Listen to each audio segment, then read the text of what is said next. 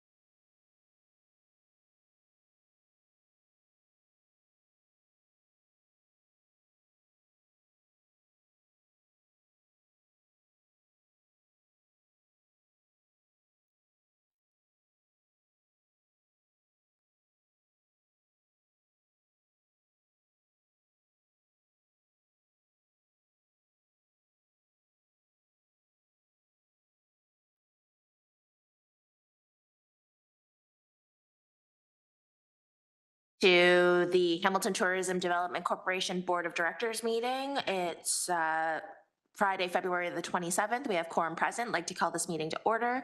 Please remember that all electronic devices are to be switched to a non-audible function during committee meetings. May I please have a mover and a seconder to approve the agenda as presented? Councillor Kassar? That'd be me. And I'll second. Are there any amendments to the agenda? Show of hands, please. And that carries. Any declarations of interest? Do you have any declarations? No. Okay. All right, those who have, no.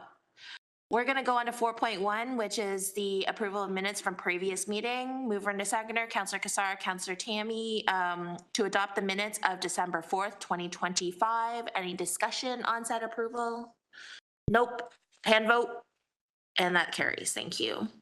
On to items for consideration. This is 6.1, update to the Hamilton Tourism Corporation Board of Directors. I'd like to call upon Lisa Abbott, Vice President, and Shelley Hesmer, Treasurer, to begin your presentation, and anytime you're ready. Thank you so much. I am Lisa Abbott, Vice President of the Hamilton Tourism Development Corporation, as well as the Director for Tourism and Culture for the City of Hamilton. And I'm joined today by Shelley Hesmer, who is Treasurer of the HTDC, as well as Director of Finance for City of Hamilton. And I also have my colleague, Ryan McHugh, who is the Manager of Tourism Events. So it is an exciting year for tourism in Hamilton in 2026. Our City of Music campaign has kicked off and is developing a ton of traction, and we're really excited because the feedback that we're getting is really positive, not just from residents, but also from outside of the city. All of council will be receiving shortly an email that will provide them with all of the Junos, the very exciting Junos events that are happening in the city at the end of March. Hotels are sold out, however, right now, so that's a great sign for us. We've also been working with BIAs across the city who have embraced our City of Music campaign, and you will see City of Music banners flying in a lot more BIAs over the next year. Additionally, we are working with them to provide live music opportunities, free live music opportunities across the city, and all 12 BIAs are participating. We're really happy and excited about that. If you have not visited yet, I would encourage you to come to the Visitor Experience Center to visit our exhibition Punching In, which is about the music industry in Hamilton. Also very well received and very, very excited about doing pop-ups of this exhibition across the city. We are here today looking forward to expand our programs, planning, and reach, and have some new funding requests. I will now turn it over to Ryan McHugh. Thank you.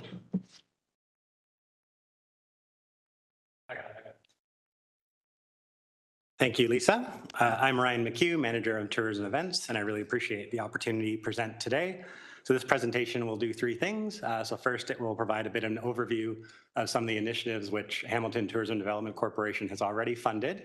It'll provide an overview of the request in front of you today. And thirdly, I'll pass it over to the Treasurer, Shelley Hesmer, to provide a financial update.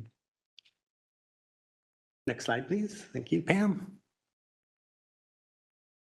So as you're aware, the core mandate of this corporation is to support Hamilton's tourism sector through strategic investments outlined in the council-approved 2024 to 2028 tourism strategy.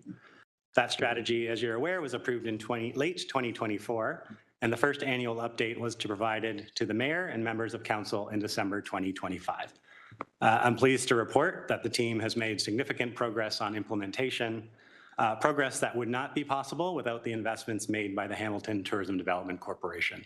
And do have a few members of the team here today. Pam, thank you, Hildegard, and as well the leadership of Arvin, Lisa, and of course Shelley is instrumental in making this all happen. And before speaking to the specific initiatives funded by the corporation, I'd like to briefly acknowledge the broader context in which we're working. So as Lisa had mentioned, at a citywide level, it's a very positive moment. We are seeing momentum across multiple fronts. We had the wildly successful opening of TD Coliseum. The Year of Music campaign is in full swing. Continued strength in our arts and culture sector, led by institutions like the Art Gallery of Hamilton, Theatre Aquarist, and the list just goes on and on and on.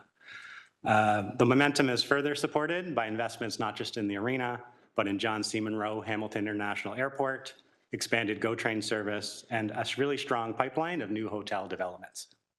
When we developed the tourism strategy, we talked about tourism growth, funding further tourism investment through the municipal accommodation tax, and it's very encouraging to see that that's materializing.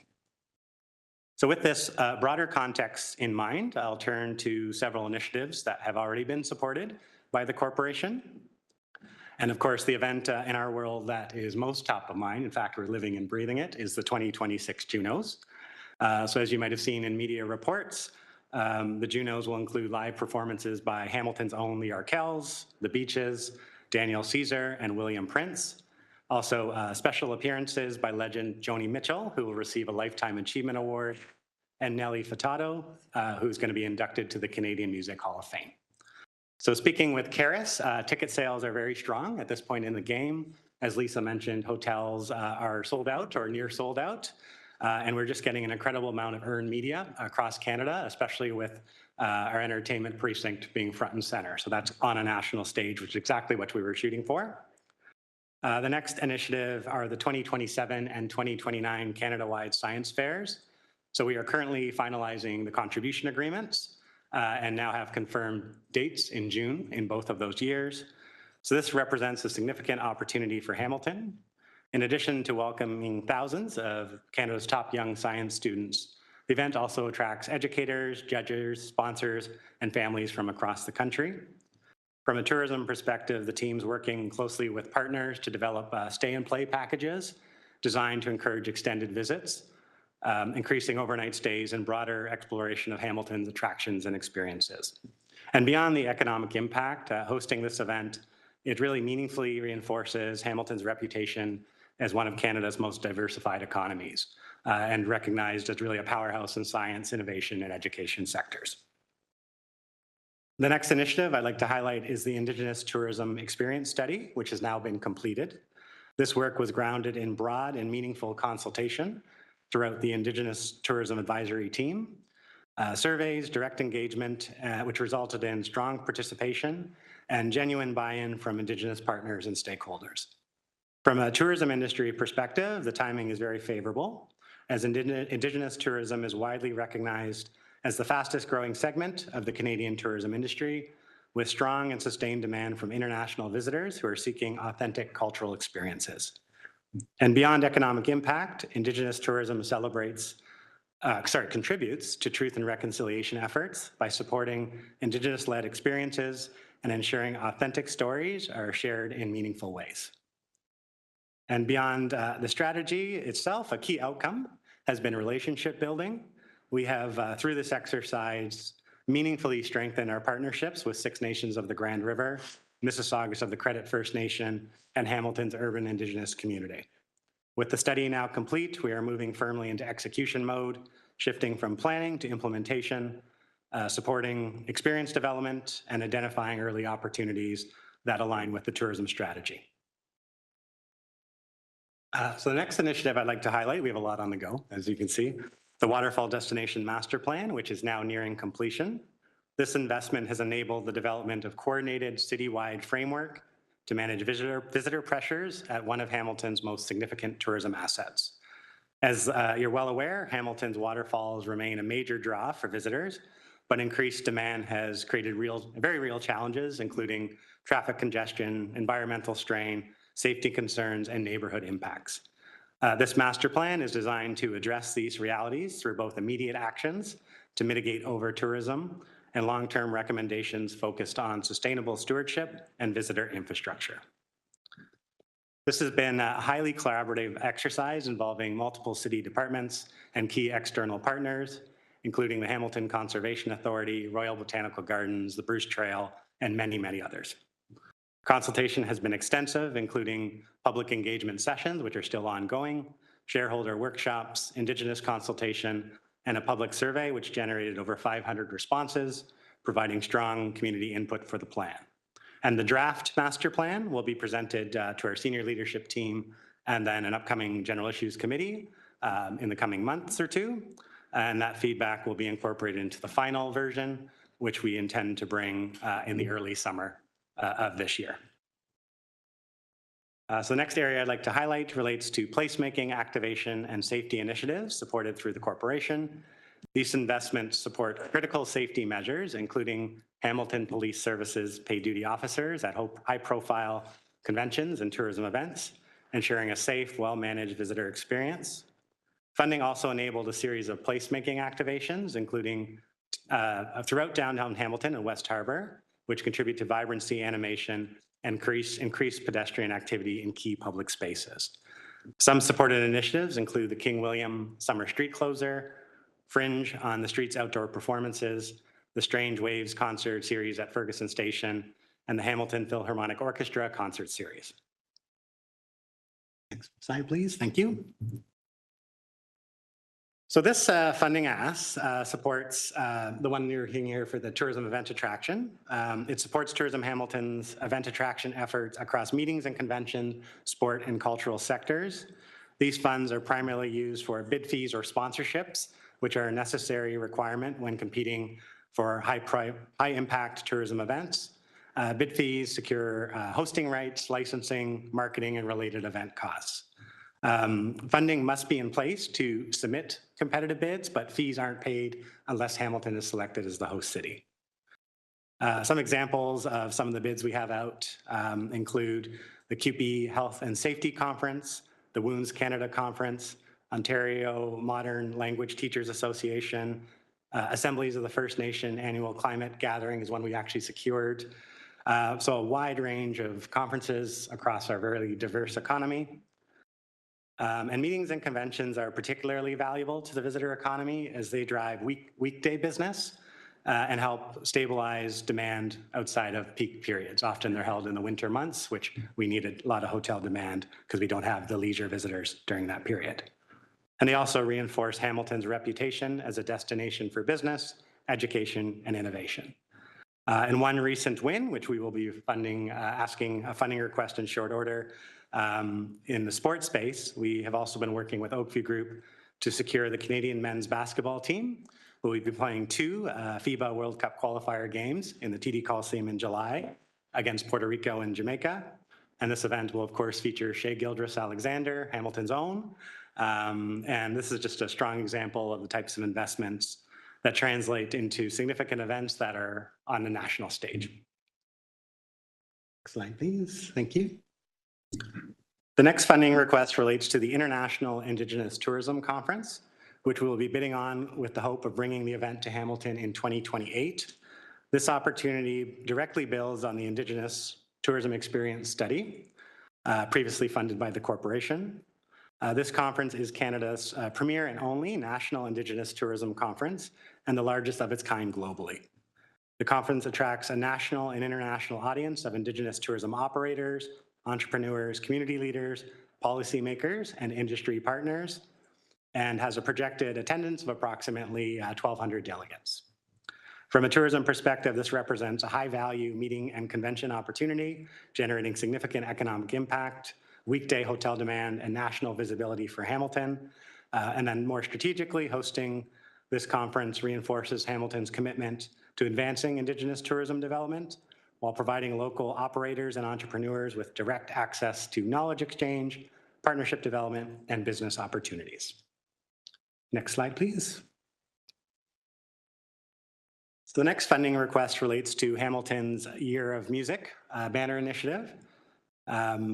This initiative builds on the momentum generated from the City of Music campaign and the Juno Awards, while also supporting the broader music-related tourism activity, including the reopening of TD Coliseum and the continued growth of our homegrown festivals and events such as Supercrawl Festival of Friends, and again, the list is too long to name.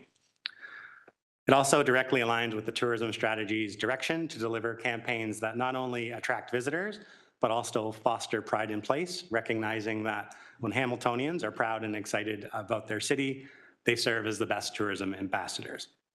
And beyond visual enhancement, these installations play an important role in shaping visitor perception, strengthening Hamilton's sense of place, and enhancing the overall visitor experience within high-traffic tourism areas. Funding supports the banner production, required hardware, and installation across priority corridors where new infrastructure is necessary. Next slide. Thank you, Pam.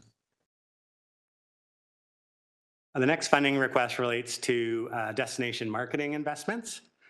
This program supports targeted marketing, branding, and content development initiatives designed to increase overnight visitation and visitor spend. Funding supports the continued evolution of Hamilton's tourism brand, including expanded digital content marketing initiatives, highlighting Hamilton's distinct offering across nature, music, sport, heritage, culinary, and culture more broadly. Investments also support critical destination infrastructure, including the initial scoping of the requirements for Tourism Hamilton's new website, which was an action in the approved tourism strategy, to ensure alignment with evolving visitor search and user experience trends. Importantly, destination marketing remains a foundational driver of visitation, directly supporting hotel demand, visitor spend, and indirectly the long-term sustainability of the municipal accommodation tax revenues. Next slide, please. So the final funding request relates to safety and cleanliness initiatives supporting downtown Hamilton and West Harbour. Funding supports targeted initiatives, including paid duty Hamilton Police Services foot patrols, ensuring a visible safety presence that reinforces confidence and supports incident response, especially during major tourism events. A significant component of this investment addresses traffic management following major events at TD Coliseum and Hamilton Stadium, where sold-out events and concerts create substantial congestion and visitor experience challenges. These measures would help improve post-event traffic flow, enhance pedestrian safety, maintain emergency access, and reduce bottlenecks that negatively affect both visitors and residents. Funding also supports enhanced cleanliness initiatives delivered in coordination with existing city operations, ensuring high-traffic tourism areas remain clean, safe, and welcoming. It is critical that visitors feel safe, welcome, and comfortable when attending events and exploring our tourism districts, even if it's the perception of safety directly influences whether people return and recommend Hamilton to others. I'll now pass it over to Shelley Hesmer to provide a financial overview. Thank you, Ryan. Good morning, Shelley Hesmer, Treasurer of Hamilton Tourism Development Corporation. Through the chair, I'd like to just walk you guys through the 2026-2030 projected cash flow. This will give you guys an overview of what has been previously approved and the new request that Ryan spoke to today, to give you a snapshot of where we would look like from a financial standpoint from the bank balance. So opening balance for the bank in 2026 was approximately $2.3 million. In 2026, we're forecasting additional revenues of $1.4 million. And then beneath that, you can see the bid fees and tourism projects. So on the left-hand side, the previously approved projects are highlighted there. So these are the ones that have already been previously approved by the board. Beneath that, it shows the new request that Ryan spoke to again today and is in the report being brought forward for funding requests. So at the end, you can see the total bid fees in tourism projects costing for 2026 is approximately $1.6 million, leaving us a balance of approximately $2.1 million. So just highlighting that, we did draw on the line of credit previously. We will need to repay that back. So in 2027, you can see that line item in there to repay back the line of credit. We do have a mandate that we need to keep the balance at $2 million. Otherwise, we would need to draw on the line of credit. You can see, based on the forecast we have in front of you today, we would be in a position not to need the line of credit in 2025 or in 2026. But when we look into 2027, again, it just takes the closing forecasted cash balance and brings it up to the top. In 2027, we'd be looking at approximately $2.2 million in the bank. In 2028, it would be $3.3 million approximately. And then just moving over to 2030, you can see a balance of $6.2 million. What I do want to just highlight here, these are just the requests that have been brought forward to date. There will be obviously more requests coming forward, but just wanted to highlight that to the board because they're probably looking at 6.2 and going, that's a large balance. We do have lots in the works to come forward, so just wanted to highlight that. On the slide, I'll just note two things here. Ryan had spoke to the one, we are looking to repurpose the 300,000 that is marked there for the Montana's Briars. That would be, we're looking to use that for the 2028 International Indigenous Tourism Conference. So just wanted to highlight that on there. And the other one was the Attain Sustainable Tourism Certification. When we previously brought this one through, we had the word Green Step in that wording. We are looking to take that wording out of there, but the approved certification remains relatively the same. There's no change on that. We're just removing the wording Green Step. Next slide, please. So the next slide in front of you is a snapshot of our 2026 draft operating budget for January 1st to December 31st, 2026. I've put in this slide that's a little bit different from previous years. I have now 2025 in there, what the budget was, comparing it to 2026, and then showing the variance, just so that you guys can have a snapshot of the changes between the 2 years. So for revenues, you can see in total revenues, we're looking at a projected, I'll focus more on 2026 now and the variances. So total revenues we're projecting is $1.4 million. Total expenses is $1.7 million approximately, with a net loss of $300,000.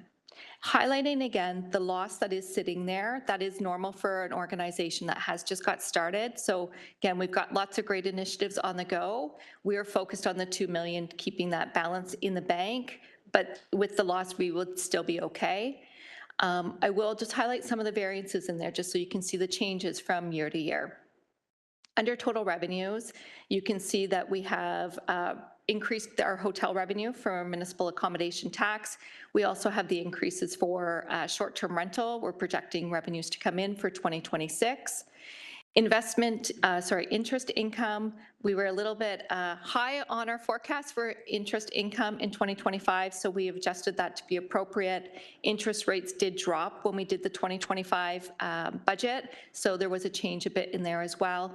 And we've made some improvements on the transition of the money from the city transferring the municipal accommodation tax revenues to HTDC. The timing of that is now happening monthly instead of quarterly. We've tried to increase that so that we can get the money in our banks sooner. Under expenditures, one of the biggest changes again is the bid fees in tourism projects and initiatives. We are seeing an increase obviously in the ask that we're asking because we have lots of great things happening. So that is the biggest change in the expenditure side. There is some smaller ones in there. The line of credit, which is being shown in the financial charges. So you can see in 2025, we budgeted approximately $29,000. We've adjusted the budget for 2026 because we are not relying on that line of credit to keep drawing from, so we can lower that budget. So overall, again, the change between the two budgets is approximately $50,000. Next slide, please.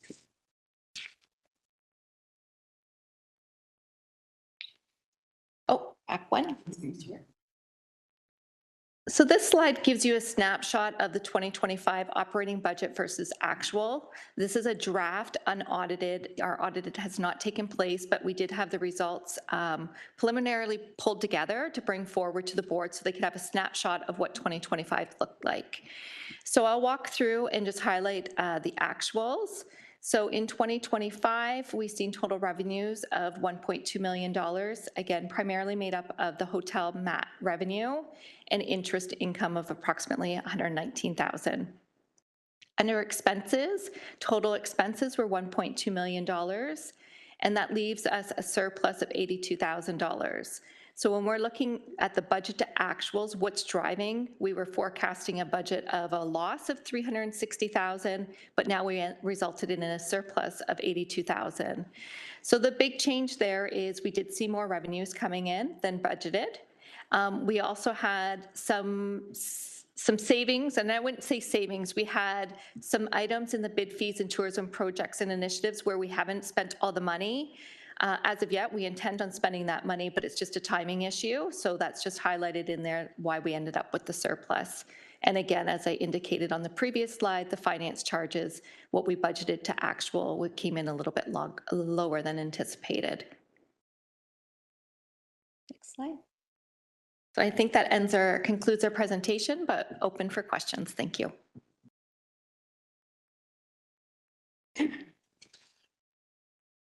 Yeah, thank you very much for the presentation. Highly supportive of the content provided. A couple of questions. One, just around the budget requests that are made. Not anything specific about any individual one, but just the process. So there's some, round numbers put in there. And I think your answer will probably allude to an appendice in a future item on this agenda, but just the accounting of the detail that's under that and how the reconciliation and accounting is done to reconcile what was asked for, so $250,000 versus what the components are that are of how that money's actually spent. Thank you for the question. I think I'll start the answer and then turn it over to Shelley. So the way that we look at these fund is almost like funding blocks. So we have a large bucket, say, of a certain amount of money, and then there's various initiatives that come from that pot. We then will reconcile each invoice that comes in and move it through our treasurer, our president, our bookkeeper to ensure that we are doing our appropriate accounting. And I'll turn it over to Shelley for additional information on that. Thanks, Lisa. Yeah, so just on the accounting side of things, so the budget requests come through from the officers. They come over to myself, we review them, we go through, we look at the cash flow, try to make sure that we have the allotments available there. And then we do the accounting. Obviously, when things come in, we review them to make sure they're in the appropriate buckets. And if there is any surpluses, then we would bring it back to the board as a surplus for that project. Hope that answers your question. If I could just add one other thing. And if I can just add one other thing, before we are making these requests, the buckets, we have a good sense of what we're budgeting for. So we have an idea of what those initiatives are and how much each of them are going to cost, and that forms the basis of each funding request. Thank you. Yeah, perfect. That's really helpful because I think for the public who may be watching, you see a big round number there. And is there anything underneath that? You've clearly outlined that there's a process for building up that number and then accounting for it. So thank you very much for that answer. Second question through you, Chair, is just, I think, driven by the close association between the city and tourism and this corporation and the reserve money, because through the mayor's budget, there was some funding that was taken for the art gallery, which reduced reserve from balance minimum from 2 million to 1 million. And the comment was made through this that the minimum reserve balance here is 2 million. So we have many reserves and there's just close overlap. So maybe just some explanation of what happened in that budget and to reconcile with the comments made today, please. Thank you for the question. Yes, there are a number of reserves. So the way that this has been set up, we are able to receive the municipal accommodation tax through a provincial government regulation, which dictates that the city must set up this not-for-profit arm's length organization. The 4% is collected through the municipal accommodation tax. 2% flows to a city MAT reserve, and 2% flows to this corporation's MAT reserve. Through the budget process, through the City of Hamilton's budget process, the City of Hamilton can dictate how that reserve is spent and what the various minimums are, and through a policy that is separate from this corporation. This corporation has its own policy around how the HTDC MAT reserve is spent. And at this point, we still have the original policy that dictates a $2 million minimum must be in the account at all times. Thank you. Yeah, perfect. Thank you very much for explaining that. Makes sense to me. So I don't have any further questions. Well, you're going to be the chair now. You. So I think picking up along that same line, thank you, Vice President, just a question on, do we need a $2 million reserve in this corporation? Thank you for the question. Great question. We are still pretty new with this corporation. I think that we're in really the second full year of operation. I think that we are doing well in terms of that our forecasts have been very favorable. If you look at both the city's MAP policy and the HTDC policy, they both indicate that funds must be spent on tourism unless there are extreme circumstances, and then the cities can be used for other things. But the intention of both policies is that they be used for tourism. Having, under the original, before the amendment was made to the city's policy, having 4 million in a reserve doesn't necessarily seem it seems overly cautious. So having said that, should the board wish to lower the HTDC reserve, and then we would have 2 million between both funds, I think that in my opinion, that would still be prudent, and absolutely up to the board's discretion. Thank you. Okay, so along that same line then, should we reduce that reserve here at the HTDC? What would we spend that additional 1 million on? So I get that it's still in our bank account at this time, but do we have a good sense of a work plan that we could feasibly use that money? Thank you for the question. I think we would like to come back to you with what we would use that money for. We have our staff right now is working at capacity. So to add on $1 million spend on an annual basis would require a little bit of thought on our part to make sure that we would be able to use that money well, and to ensure that the outcomes meet the input and the effort. I would respectfully ask to perhaps take that back and bring it forward for the next meeting. That Thank you. sounds like a really good idea, because I think that I agree that we ought to be reducing our HTDC MAT reserve by 1 million, which really means that it just sits in our bank account for a while until we actually think back on how we might want to do that. Perhaps at a future board meeting, we can look at a board resolution to reduce that reserve down to 1 million. Okay, my next line of questioning is around revenues generated. At this point, when we look at cash flows, we're on average looking at 1.5 million in hotel MAT. So it strikes me that the only maybe variable revenue generator might be the short-term rental tax, MAT. Unless you think that we have enough hotel development in the pipeline to actually increase that hotel line item. Otherwise, the idea now is a 4% MAT at all of the hotels even the right number? Like, is it too low, too high, whatever? So I would like to get a sense from you about that particular line item. Do we have any wiggle room on that to essentially increase that revenue line item? Thank you for the question. I think that we have 3 opportunities for revenue generation based on your comments. One is, yes, we do have an increase in our hotel inventory in the pipeline. And so that is automatically going to increase our revenue as we are at capacity in our hotel rooms every time we bring a really large event to town. So that's a good news story. Secondly, you mentioned short-term rentals. So yes, that is another line that we will be bringing back additional revenue this year as we establish how we collect those funds. And then thirdly, your point is well taken about, is the 4% the right number at this time? Doing a scan of cities in Ontario, many of the cities that have chosen to adopt the MAT tax have started with a 4%. City of Toronto, however, is now temporarily up to, I believe it's 10% just for FIFA, and then it will go back down to 8%. Other cities vary between 3% and 8%. So it certainly is something to take under consideration. What we would like to do is move forward with an advisory committee, establish a formal advisory committee for the HTDC board, which terms of reference are coming forward to you at our next meeting in June. And before making a decision about increasing, we would like to have that board established. That board is made up of industry professionals across hotels, restaurants, attractions, and various other tourism entities.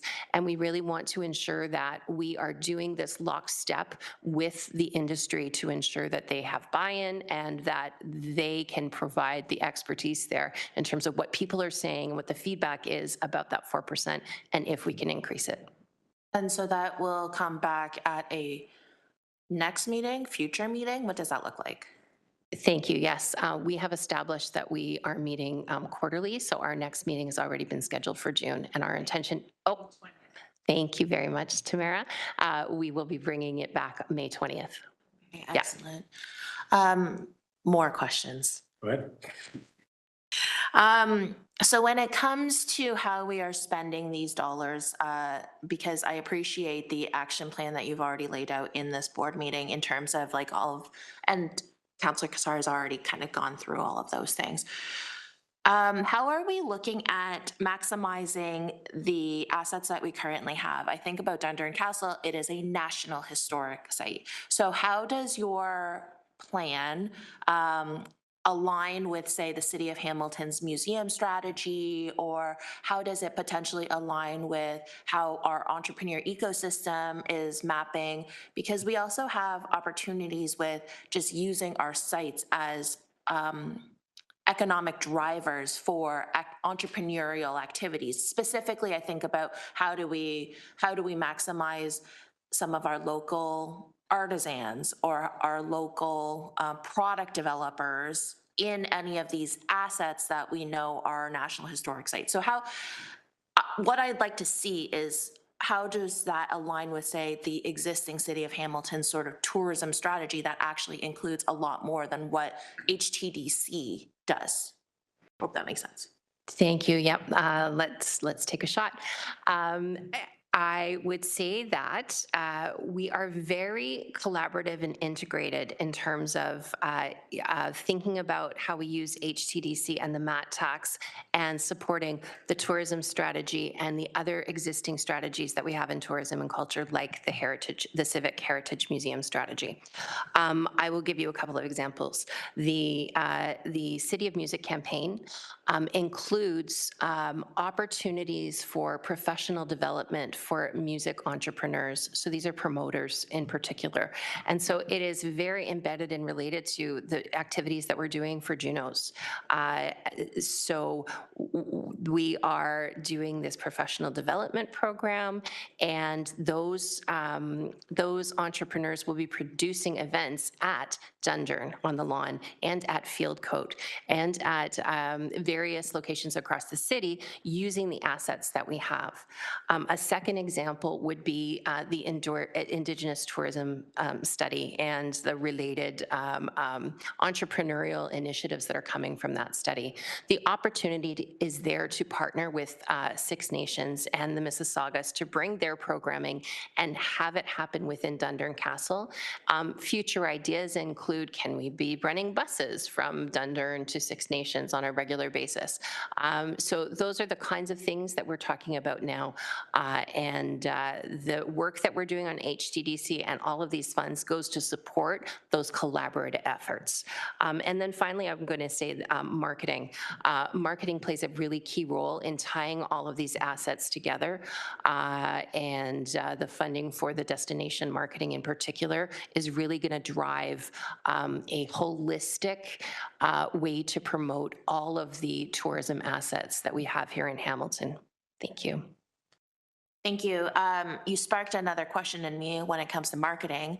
How are we appealing to all of the different languages? Because tourism is not just an English-only kind of activity. Tourism is, especially here in Ontario, we do have a larger Francophone population, but we also have a large newcomer population. So how do we leverage our HTDC dollars in order to facilitate a more welcoming and inclusive marketing campaign? Thank you for the question.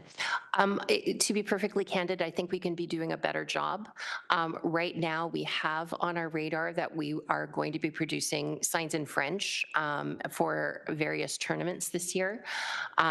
I think that we also heavily rely on, when it comes to our digital presence, a lot of progress has been made on things like Google Translate, so it's much easier to translate digital assets. However, I do feel that we can do a better job with print material and potentially having print material that is in some of the top languages that are here in Hamilton in order to provide that more welcoming experience.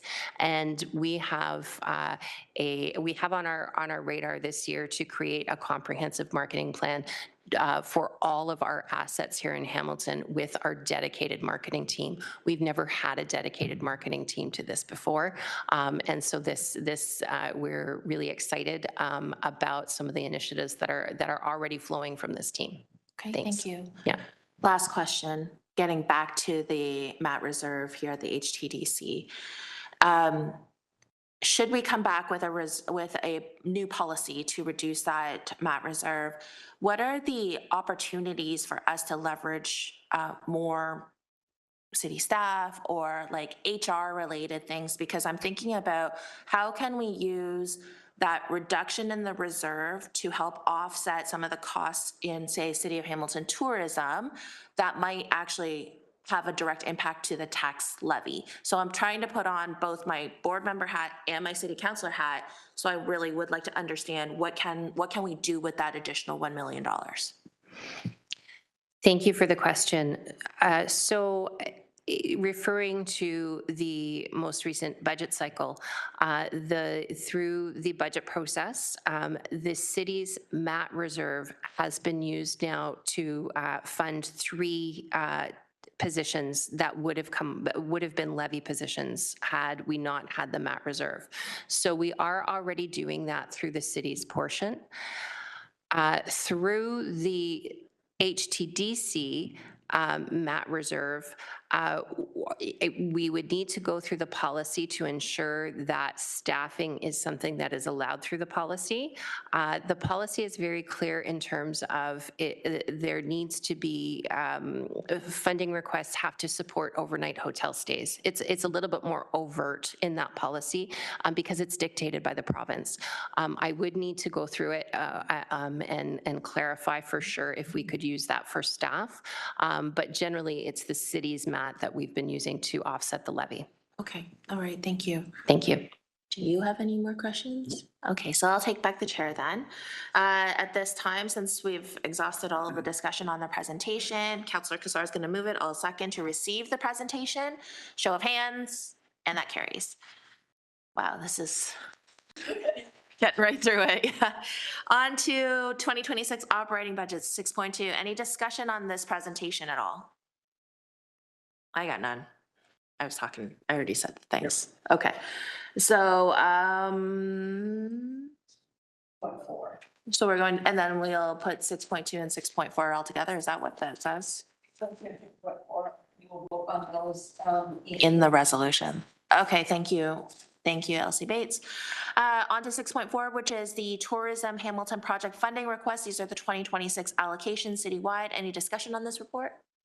Nope. Okay, we're going on to board resolutions.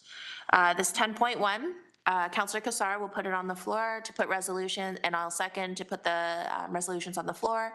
Discussions on these resolutions. Just a question from me. When do we get, what's the normal cadence for us to get the report back on how successful we were? Or is it just on a board basis, like every board meeting basis, we'll just get a snippet of what the actual feedback looks like? Thank you for the question. We do try to provide updates at every board meeting, but we also provide a year-end report, and that year-end report goes to not just this board, but then to the annual shareholders meeting. Thank you. Thank you. I don't have any other questions. It's an electronic vote, so may I have your vote electronically, please?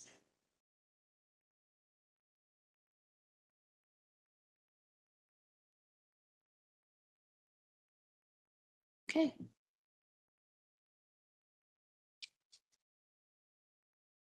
Vote carries 2-0. Thank you. At this time, there's no other business. 10:14. The meeting is adjourned. Thank you.